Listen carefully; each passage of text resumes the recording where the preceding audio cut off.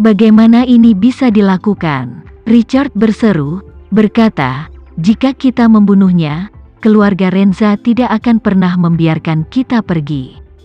Jangan lupa, sekarang keluarga Renza masih mendapat dukungan dari front.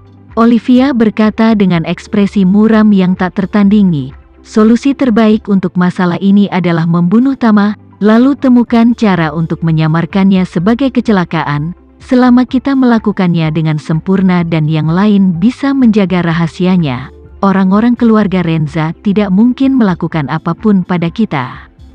William juga tampaknya telah mengambil sedotan saat ini dan berkata dengan acuh tak acuh, saya pikir solusi Olivia sangat layak. Jika kita membunuhnya, kita tidak perlu membayar 50 miliar euro.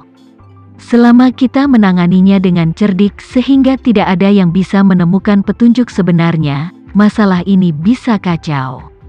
Mata Olivia dipenuhi dengan niat membunuh dan dengan dingin berkata, kami memiliki beberapa bakat khusus dalam keluarga kerajaan, dan ada banyak ahli yang mahir dalam pembunuhan itu.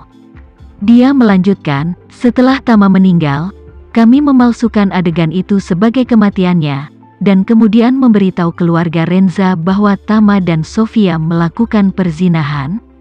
Dan ketika Tama pergi melalui jendela ke kamar Sofia di malam hari, dia kehilangan pijakan dan jatuh ke kematiannya. Berbicara tentang ini, sudut mulut Olivia naik sedikit, mencibir, dia bahkan tidak membawa pengawal kali ini, dan juga di wilayah kita, jika kita ingin membunuhnya, semudah menggerakkan tangan. Saat ini, Tama dan Sofia tiba di bangsal ratu di lantai atas kastil kuno. Para penjaga di pintu awalnya ingin berhenti, tetapi setelah meminta instruksi Olivia, mereka segera melepaskannya. Hal pertama yang perlu Anda lakukan adalah melihat wanita tua di tempat tidur, yang merupakan wanita tua sekarat yang telah lama disiksa oleh penyakit, dan telah kehilangan aura dan keagungan seorang permaisuri. Putri Sofia memandang Tama dengan harapan dan bertanya kepadanya, Tuan Renza, bisakah kamu menyembuhkan nenekku dan membuatnya bangun? Tama berkata dengan acuh tak acuh, selama dia masih bernafas, aku pasti bisa menyembuhkannya. Mengatakan bahwa dia berjalan ke tempat tidur, meletakkan tangannya di nadi wanita tua itu, jejak energi spiritual diam-diam melintas ke tubuhnya.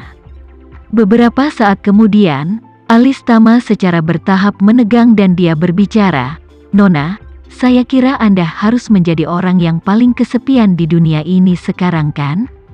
Begitu Tama mengatakan ini, dia merasakan jari wanita tua itu sedikit berkedut. Sofia bertanya dengan bingung, Tama, apa maksudmu dengan itu? Tama menggelengkan kepalanya dan menghela nafas, nenekmu masih sadar, kalau aku tidak salah, dia seharusnya bisa mendengar kita sekarang. Apa? Sofia berseru, nenek, dia bisa mendengar kita?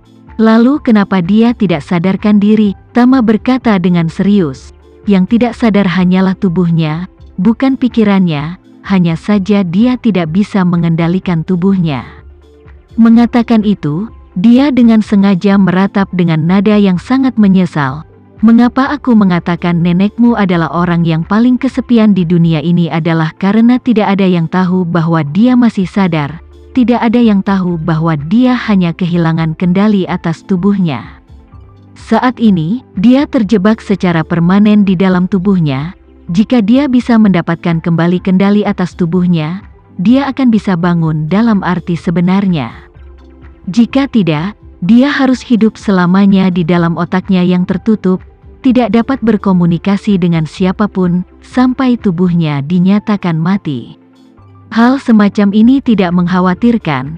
Ada sejumlah besar orang vegetatif, pada kenyataannya, tidak mati otak, sebaliknya, otak mereka benar-benar baik-baik saja. Mereka hanya kehilangan kendali atas tubuh. Orang seperti ini adalah yang paling kesepian di dunia. Otak mereka jernih tentang segalanya, tetapi tidak bisa mengungkapkan, tidak bisa bergerak, hanya bisa seperti orang mati yang terbaring di sini. Beberapa beruntung, setelah hidup dalam koma selama beberapa tahun, ada kesempatan bagi mereka untuk bisa bangun, Tetapi beberapa orang, mungkin berbaring di ranjang rumah sakit selama beberapa dekade tidak bisa bangun, sampai tubuh mati. Tama berkata di sini, lalu melihat mata Queen yang tertutup rapat, 2 garis air mata mengalir dari sudut matanya. Tapi dia masih tidak bisa menahan diri untuk membuka matanya. Sofia sudah menangis sekarang dan tersedak. Tuan Renza, tolong selamatkan nenekku. Jangan biarkan dia menderita siksaan tidak manusiawi ini lagi. Tama menghela nafas, selamatkan dia. Tentu saja dia bisa diselamatkan, tapi saat Tama berbicara, dia merasa bahwa wanita tua itu berusaha mati-matian untuk menggoyangkan jarinya. Sangat disayangkan niatnya kuat tetapi kekuatannya lemah. Meskipun dia mencoba dengan sekuat tenaga, tetapi amplitudo kedutan jarinya hanya beberapa milimeter. Melihat ini, Tama berpikir dalam hatinya, keinginan wanita tua ini untuk hidup memang sangat kuat. Karena ini masalahnya, maka itu mungkin juga merangsangnya lagi. Pada saat ini, Sofia ingin mengatakan sesuatu tetapi berhenti. Buru-buru bertanya kepadanya, Tuan Renza, karena kamu punya cara, tolong selamatkan nenekku bagaimanapun caranya. Aku akan bertindak sebagai sapi dan kuda dalam hidup ini untuk membalas kebaikanmu. Tama berbicara, saya memiliki obat ilahi kuno yang dapat menyembuhkan nenek Anda. Tetapi obat ini terlalu berharga, bahkan sedikit saja bernilai mahal. Jujur, untuk seorang wanita tua seusia ini, menggunakan obat ini adalah benar-benar sedikit tidak ekonomis. Sofia sedikit tertegun sejenak, dia tidak mengerti. Tama jelas berjanji untuk menyelamatkan neneknya dan membantunya menjadi ratu. Mengapa sekarang dia seperti menyesalinya? Tetapi pada saat ini, Tama tiba-tiba berbalik untuk melihat permaisuri yang tidak sadarkan diri di tempat tidur dan berbicara, Nyonya, saya punya cara untuk membawa Anda kembali ke kesadaran. Dan saya juga punya cara untuk membiarkan Anda hidup selama 2, 3, atau bahkan 5 atau 10 tahun lagi. Namun, Anda harus menyetujui beberapa syarat. Saya bertanya-tanya apakah Anda setuju? Ketika dia mengatakan ini, dia bisa merasakan bahwa niat wanita tua itu untuk mencoba mengendalikan jarinya bahkan lebih kuat. Jadi, Tama melanjutkan, dengan cara ini, pertama-tama saya akan membiarkan Anda untuk sementara mendapatkan kembali kendali atas jari Anda. Lalu saya akan memberitahu Anda kondisi saya satu persatu. Jika Anda dapat menerimanya, Anda akan mengangkat 1 jari. Jika tidak, Anda akan mengangkat 2 jari. Mengatakan itu, dia mengirim jejak energi spiritual ke permaisuri, sehingga dia bisa mengendalikan jari-jarinya untuk sementara.